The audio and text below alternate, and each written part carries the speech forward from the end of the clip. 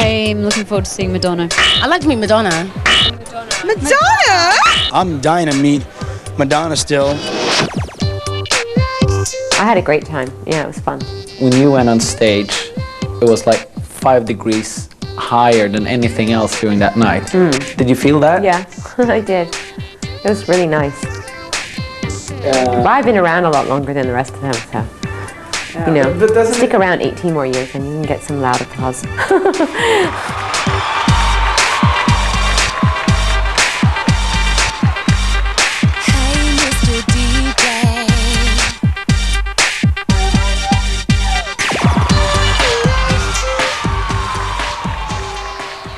How does a regular working day look?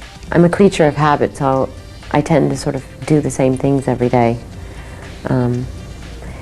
I practice yoga every morning, and I spend time doing business, and then I do whatever work I am, whether it's writing music or planning or doing a photo shoot or shooting a video or making a film or whatever that is. Yeah. But you're pretty regular, so it's not... Well, it's boringly predictable. Förutsägbar är möjligen det sista Madonna är. Efter snart 20 år som superstjärna visar hon med Music än en gång vad det är som har gjort att hon har stannat på toppen. Förnyelse och ett ständigt sökande efter nästa trend. Hon är inte den bästa sångerskan på listorna. Hon är inte den bästa dansaren på scenerna. Men hennes utstrålning är obestridd. Med säker hand har hon plockat fram de bästa producenterna, låtförfattarna, regissörerna och stylisterna och skapat mainstream-succéer av musikstilar och trender som ingen annan vågat satsa på. Madonna letar efter sin nästa stil på vilda house-dansgolv i Paris och på gaydiskon i London. Ett arbetssätt som gjort henne till världens största popstjärna med en sällsynt profil. Älskad av den breda skivköparpubliken, de suraste hitkritikerna och inte minst av andra popstjärnor. I think the secret to Madonna's success is that she genuinely loves what she does. You know, I think she really likes music. And, you know, she's obviously very hungry to succeed, but the fact that she loves music means that she can put out good records. You know, I think a lot of musicians, as they get older, they just don't care anymore. But with her, it seems like she still really, really cares. The great thing about Madonna is she does what she feels. She don't let nobody tell her what to do. I like that. And she's over-talented. I think she's really cool. I think she's survived pretty nasty and crappy industry, particularly from the American side of things. And seems to have walked out of it with a sense of humor and, you know, albeit shed loads of money. She's amazing. She's been doing this forever, and she's just as ill today as she was when she started. And she's constantly reinventing herself. She's the queen, you know, there's nothing more you can say about it. I admire and respect her, even if I wasn't in this industry, just as a woman who's made such an impact and continues to. And she's it. Would you say that you're in total control of your creativity and artistic sides today? That you can do whatever you want to without anyone telling you, you know? No, because I mean, I can dream up dreams and I can do my best to execute my dreams, but everything I do is a collaboration with other people. I rely on the creative energy of a lot of people to do everything I do, from whether that's a photo shoot or a video or a film or a record. I mean, I rely on the musicians. I rely on the people that make my clothes. I rely on the people that do my hair and my makeup. I rely on the director that's standing behind the camera. I mean, so I never think that I can do whatever I want to do. I always think, this is my dream. Let me gather around the people I think are going to most support my dream, and let's see what happens. Madonna har kanske mer kontroll över sitt arbete än någon annan artist, och hon är världens näst rikaste poppersonlighet efter Paul McCartney. Men självständigheten och kontrollen har hon fått jobba hårt för.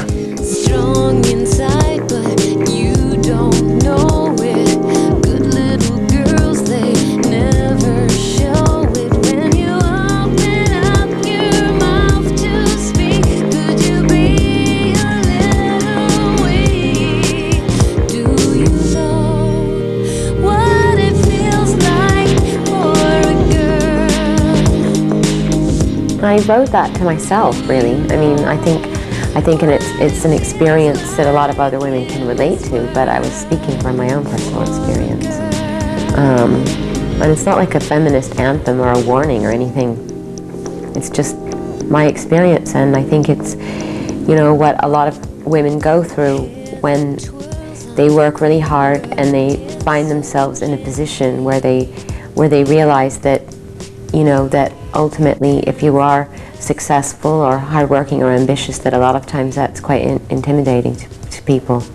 So then you think, well, you know, sometimes you have moments where you just think, well, why did I try so hard, you know? If I had less to offer, would I be more attractive, you know? So. But do you live by it? I mean, I just think it's just, you know, in the end, you shouldn't apologize for anything that you've accomplished, and you know, you ultimately, a strong, intelligent person is not going to be intimidated by the fact that you have accomplished a lot. But there are certainly a lot of people that you will come across that won't be, and then that will make you question yourself. It's not meant to be self-pitying, that's for sure. Don't cry for me, Argentina. Hon har kontroll, och när hon bestämde sig för att göra musikalfilmen Evita så fick popplattorna stå åt sidan under några år. När hon kom tillbaka till topplistorna 1998 så var det med besked. Låtarna skapade hon tillsammans med William Orbit, men det var svensken Jonas Åkerlund som stylade henne 70-talst fräckt och sköt iväg det nya albumet mot toppen på listorna med videon till Ray of Light. Och det var till Jonas hon vände sig när det var dags att göra första videon till Music. Vem kom på idén med massa brudar? Gissa. Det var väl egentligen också ett sån här, att det fanns med i idén att hon skulle åka runt i den här bilen och att det skulle vara brudar. Liksom att hon skulle vara lite sån här pimp-känsla på henne. Hon att det var lite kul att ha en massa brudar runt omkring sig. Ja, men jag har gissat på dig alltså. Ja. Det var du? Ja, fast det var ändå... Ja, jo det var det. No, actually that was my idea. Because I had to come up with an idea where I could cover up the fact that I was 5.5 months pregnant. So we had this idea that I would do like a sort of spoof on I'd be the female version of Puff Daddy, essentially. I have a French producer, Swedish guy doing the first video. The album is made in, France and London, Photographed by a Frenchman too. Yeah, Mandina, we went back to him. So it's basically a non-American album this time. Yeah. Can you tell when you listen to it, well, this is my European record? No. I mean, my last record I worked with a Brit, so... But I mean, you recorded this one outside of the US altogether. I did a little bit in New York, but mostly in England. Well, what I'm looking for is, would you say what that... are you looking for? Is there some special European ambience? Oh, I think I'm know? more attracted to Europeans when it comes to collaborating creatively. I think that I have more of a European sensibility. And to still pull it off now in like, you know, in 2000 is pretty good going. I reckon she's still got the edge. I think it's about time she moves on and gives other people the chance to, you know, develop their musical careers. What do you think about her moving to London? I think that'd be really good, and she might be seen more often if she was walking around here. Do you like London? Yeah, I do. Do you get inspiration there the same way you get in New York or something like that? Sometimes more so. I think there's more value placed on being artistic and creative in Europe than there is in America. I think there's more value placed on being successful and having lots of money in America. So, I don't know. I'm very inspired there.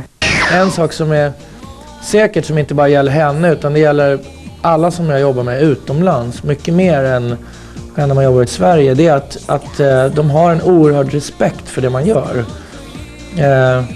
Speciellt amerikanare faktiskt. Och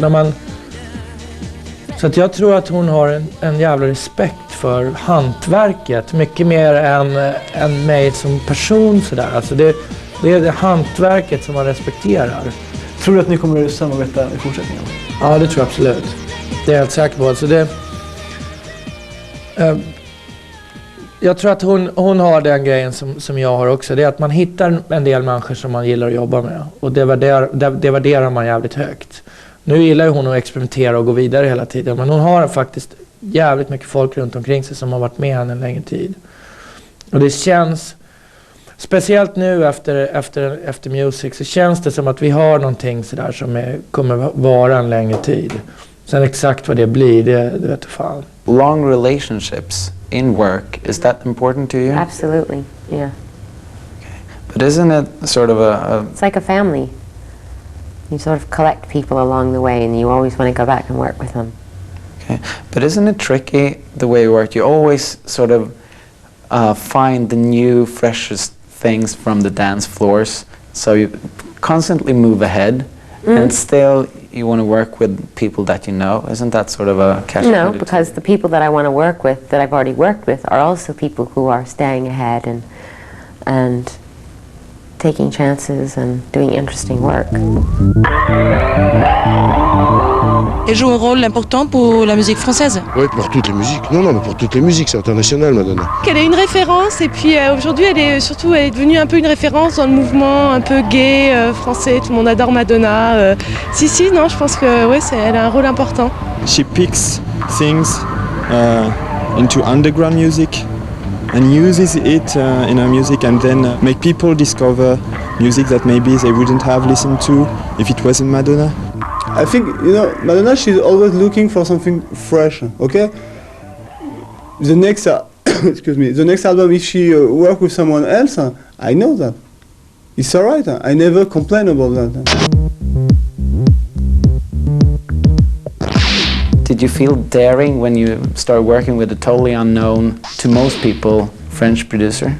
No, I felt like it was a privilege because I think he's brilliant and I felt lucky to have stumbled across him.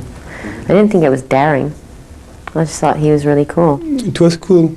A lot of people think that working with someone like her, because there is a big system around her, is something with a lot of pressure. I was surprised because before working with her, I think there was a lot of investment, and it is. There is a lot of money behind, but no. She can keep her feeling really safe and.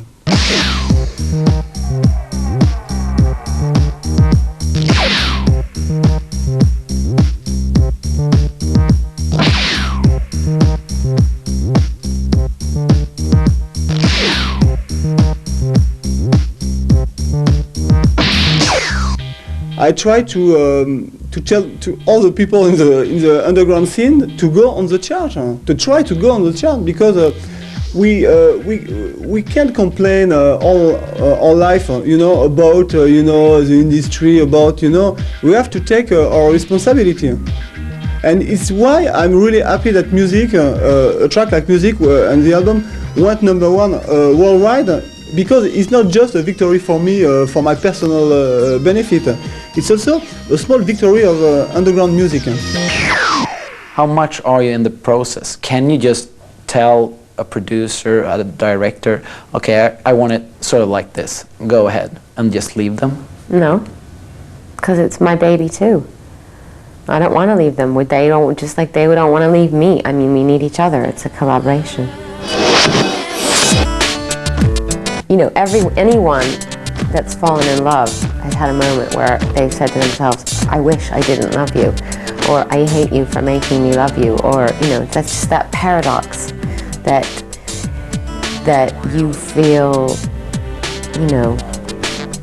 a kind of an obsession or trapped by feelings that you feel uncontrollable or out of control. But that's what real passionate love is. You're not in control. So hopefully those songs are a reflection of that.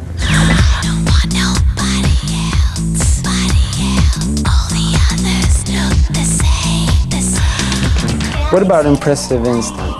Is that specific moment when you... That's like, when you see someone for the first time, that's energy that you feel for someone.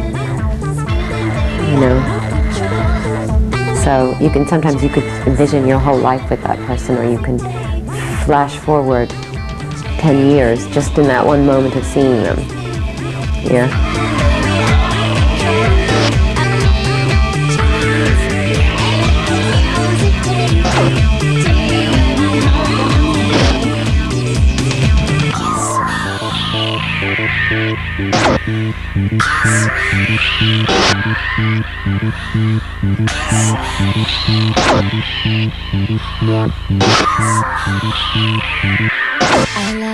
Are there any signs of you being lazy at all?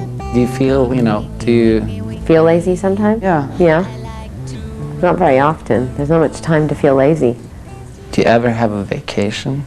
Yeah, I had a vacation last summer. Was that... It wasn't really a vacation, though, because I was too busy running around making sure everybody else was having fun. So...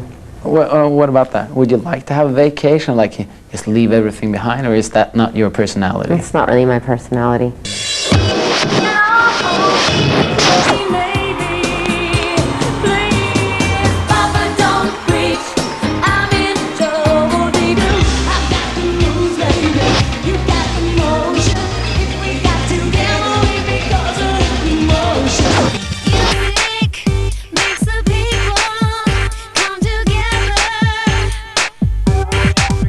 You really seem to enjoy yourself on stage. You seem to have the time of your life. Yeah, well, I haven't been on stage in a while. I've been off having babies. And it was great to be back. I do really feel comfortable up there once I get past my jitters.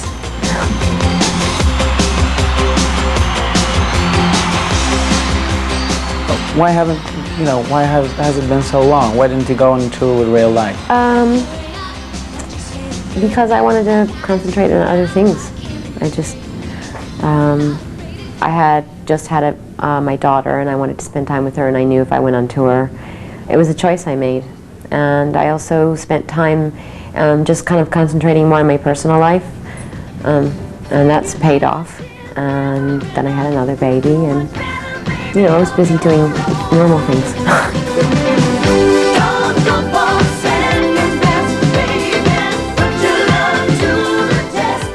You've been around a while, so Yeah. you had that rush a couple of times on stage. Sure.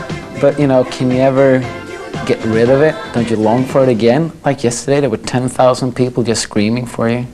Well, once you've been up there and you've had that experience, nothing compares to it. And for one, and for two, you never get bored of it. And it's not duplicatable in any other arena. Making movies, singing in the studio, there's nothing like a live performance, because there's nothing that comes between you and the audience.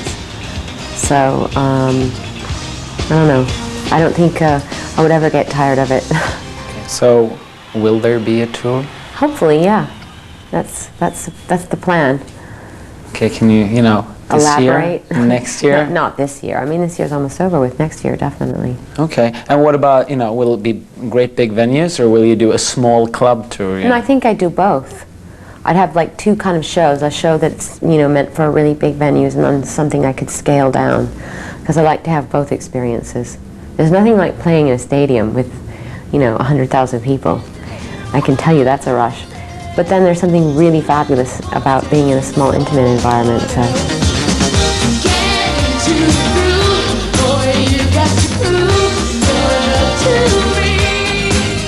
Skulle du vilja göra hennes turné?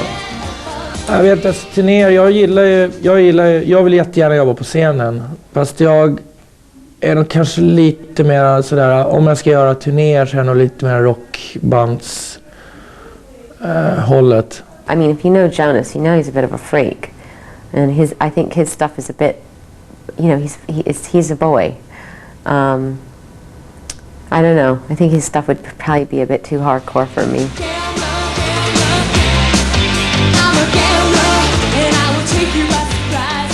Will you get to Sweden or Scandinavia if you do a tour? Absolutely, I'll come to Sweden. I'm not sure about the rest of Scandinavia, but you never know.